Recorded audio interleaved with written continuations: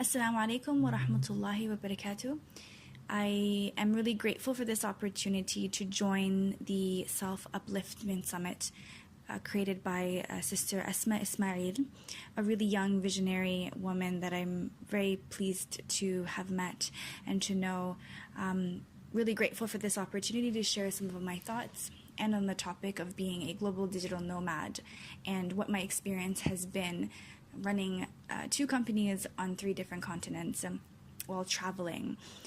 First, I will begin by explaining who I am. My name is Hodan Ibrahim. I am the managing director at Al Mango's Group. We are a global venture studio run out of Dubai and Kuala Lumpur. We basically create Islamic economy oriented initiatives and platforms and ventures to support the growing $2.1 trillion Islamic economy. Our most well-known brand is the Global Islamic Economy Entrepreneurship Convention that was inaugurally done in Dubai in 2016. Our second edition was in Kuala Lumpur in 2017, and our third edition will be happening, inshallah, in Istanbul 2018, with plans to expand to Belgium, to Spain, and to the United States. I'm also the founder of Maysoon Secret. It is a Eastern-inspired loungewear, lingerie, sleepwear, and special occasion women's wear brand. We provide a very halal shopping experience for Muslim women looking for, Eastern-inspired loungewear and lingerie.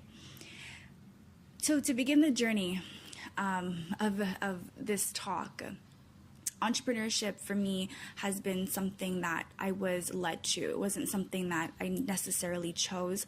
When I was 21, I was really sick of going to school. I was really sick of university. It just wasn't for me.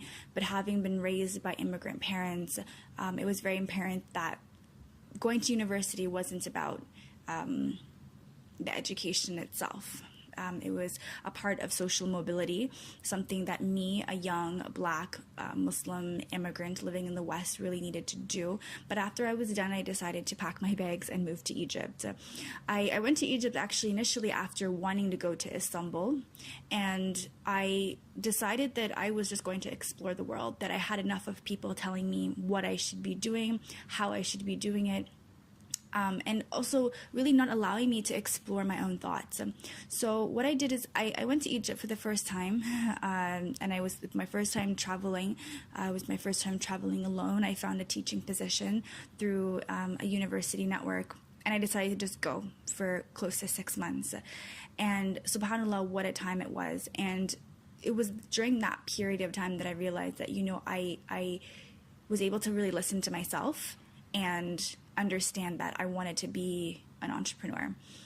I didn't really know exactly what business I wanted to do, but all I knew was that, my values of freedom, my values of financial independence, my values of being able to create value in the world and not be restricted by a time frame or being able to, work for somebody and being forced to go into somebody else's schedule. Those were key values for me. So I said, I'm going to go and create a life for myself around these values, but I don't know how to get there. My whole experience for the last 3 to 4 years has been the typical entrepreneurship experience where I didn't know exactly what I was doing, but I always put my one foot in front of the other. And I always knew that if I was creating products that the market wanted and I could get, customer validation, and I wasn't necessarily just doing something because I loved it, but because there was a business there. But at the same time, I could also explore my own needs, desires, wants, creative, abilities, and I could explore my potential. Then I was all for it.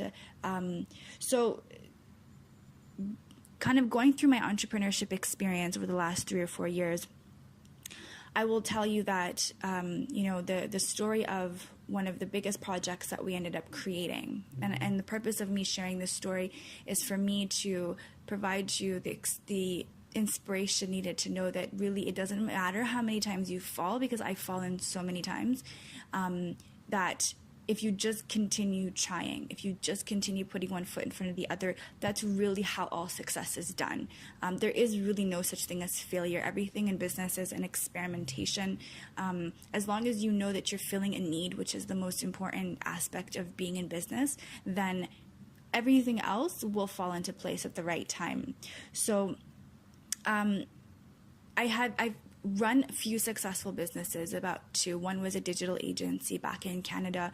That was the first business that I actually made after a lot of false starts that ended up working. And it ended up working because I realized that I needed to do the emotional, mental work on myself. So after I came back from Egypt, back to my home in Canada, I realized that, it's really important to know the mechanics of business, but you as a person really need to know who you are and what you stand for and what you want and what value you can create, and really understanding the emotional and spiritual roadblocks to money.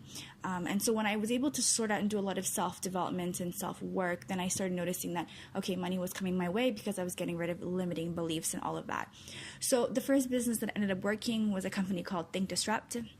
We were a creative agency. We provided web development services, social media marketing services, graphic design services to small businesses. And we worked on, social impact projects. So we've produced books. I've worked on projects with the United Nations. I mean, that was the highlight, I think, of creating that business. Was amazing. But after a while, I decided, this was really great. This was a really great exercise in learning how to make business work.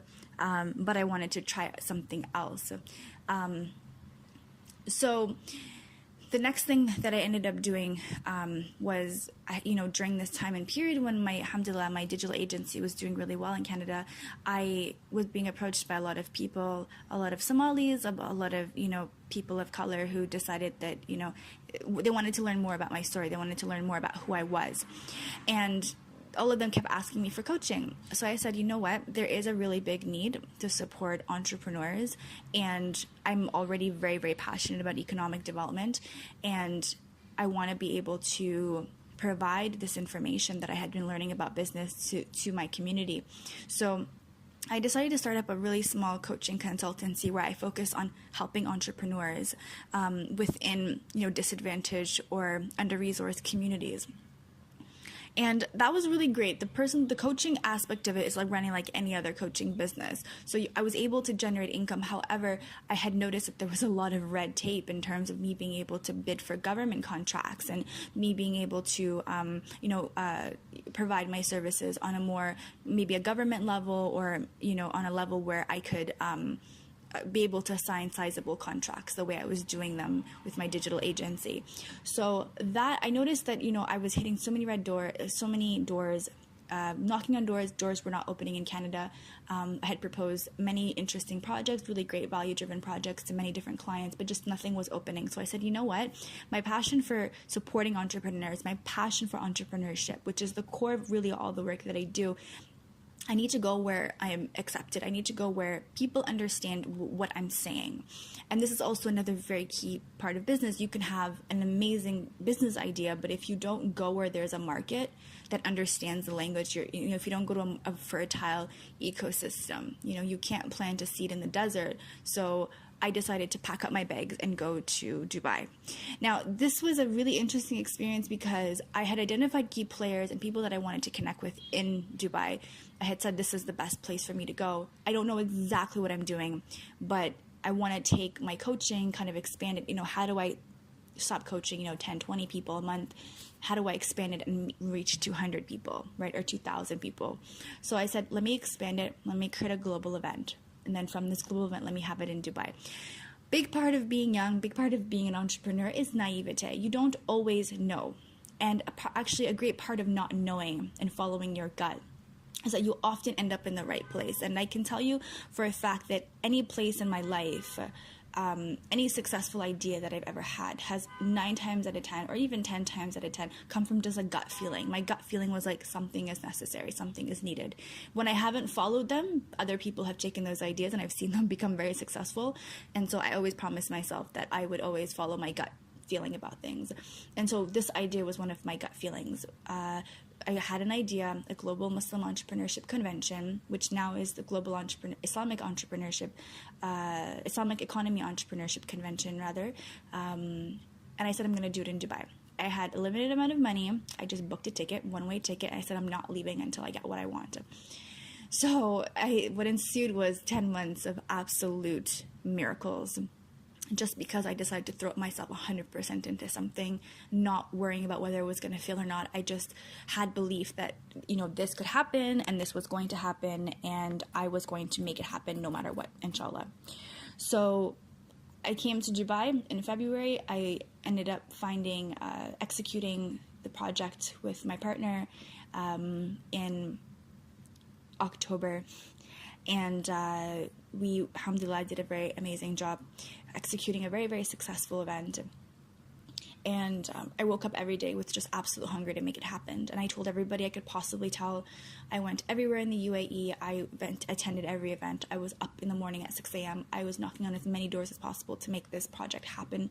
And I learned a lot from that process. And I learned a lot from the process of just cutting a one-way ticket. I didn't have a ticket back. And I remember myself, taking a bus at 1 a.m. from Ottawa to Toronto and basically saying, like, what am I doing right now? Like, it was the craziest thing I could possibly do. But I just said, this is a market that has a need. I need to fill this. I have an idea, and my gut feeling is that there's an ecosystem for this. There are people willing enough to, maybe not now, but eventually value this market enough that if I just start now and if I follow my gut experience, my gut feeling about the importance of the Islamic economy, when nobody was really talking about Muslim entrepreneurship or anything like that, it was hard to find any validation.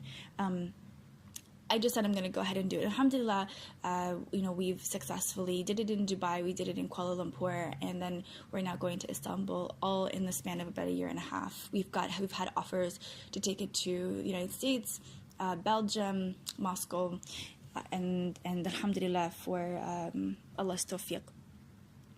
So, what I really want to explain in this really short talk is a few key things that I've learned from my entrepreneurship lesson. I consider myself, really like a rugged, hardcore kind of hustler, entrepreneur, not a kind of a refined person. My tactics have been pretty much guerrilla in the way I've approached a business. I first identify a value proposition, a need. Like, if I feel that something needs to be filled, I go for it. When I know that something is needed, I go for it. And often this feeling is this little voice that creeps into your head saying, I really think this thing should exist. And I think all great businesses exist like that. And most of the time, those little thoughts come into your head because you yourself need that.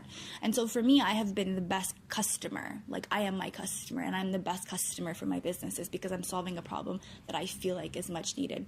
So with GIEC, we created a global platform that has helped solidify a very fragmented ecosystem and bring a global leading voice to entrepreneurs within the Islamic economy, and create awareness about the importance of this ecosystem in multiple countries and with multiple governments and professionals and individuals and investors who've come and joined our global gatherings.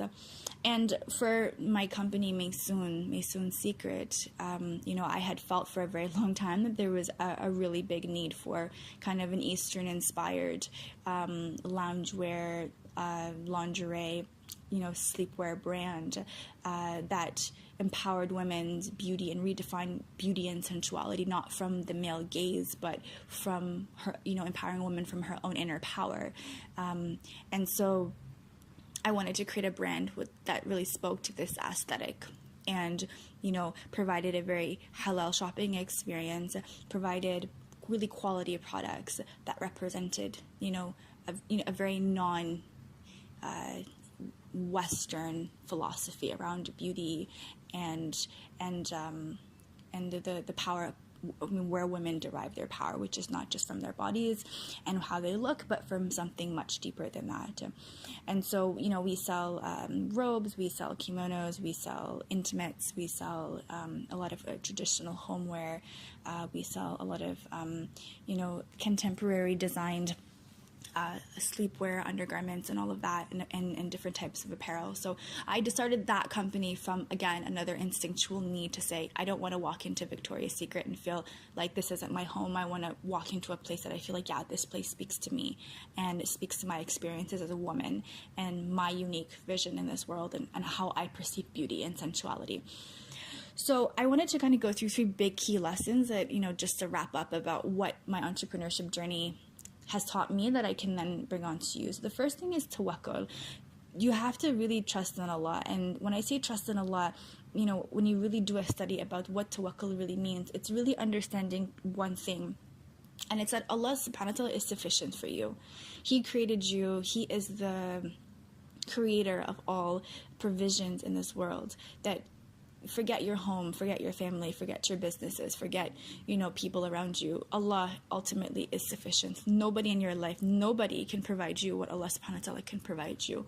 And you shouldn't be looking to anybody for rizq. You shouldn't be looking to anybody for to satisfy you and to complete you 100%. Allah subhanahu wa ta'ala is 100% sufficient for you. And that's the meaning of the phrase, Hasbi Allah. Allah is sufficient for me. He is your creator and He will take care of you. So you have to really believe that. That's the first thing, is having a complete certainty about that. The second thing is that you have to stay away from negative people. You have to really stay away from people who can bring you down. I think willpower is not as strong as your environment. And if you don't really weed out the people who can give you really, thoughts and words are like little seeds. If you don't protect them, they will blossom and grow, and they will blossom and grow whether it's in a bad environment or a good environment. So you have to make sure that the people that you're around are only people who believe that things can happen, who can come up with an idea. And I've been really blessed, alhamdulillah, to be around people who just believe in that, who just believe that anything can come to life, and there's nothing stopping us except our own, efforts, commitments, and beliefs. So that's the second thing. You cannot thrive in an environment where it's a toxic environment. You need to be around people, and these are even your own family members. And even if your own family members, Islamically, we don't cut off relationships with people, which seems to be a bit of a pervasive cultural thought these days, that it's okay to cut off people and your own family members. I completely disagree with that it's completely haram. However, you do need to really limit interactions with certain people, or try to mitigate conversations whereby it'd be easy for them to spew these negativities. And these negativities they can even be well-meaning, but you have to only hear positivity. You only have to hear, I can get to my goals, and surround yourself in that kind of an environment. And the third thing is, you really have to work hard. Nothing really is given to you ever. Even when things, subhanAllah, were easy for me, like in terms of coming to Dubai, the task that I ended up coming and doing, like just the idea of that I could just come to a country and not even know anybody, and then within 10 months, alhamdulillah, by Allah's tawfiq, succeed at something. It happened because I worked damn hard, and I made sure that I never working hard opens up doors for you. The harder you work, when people say the harder you work, the luckier you get, it means that the harder you work, that providence starts moving for you. Allah's rizq starts moving for you. Allah's rizq is not just money, it's opportunities, it's people, it's health, it's like miraculous situations occurring, right? So when you work hard, the world, like Allah subhanahu wa ta'ala, starts moving for you. He moves the world in your direction. He starts making the whole world start serving you as a person. And so like the whole world almost comes to your service. And how that happens is through hard work. You work really hard every single day with a single-minded purpose and focus, and you're going to start seeing things moving for you and moving to serve you. And like hard work opens up doors, but hard work also means that you are throwing yourself 100% into something that you're not half in, half out.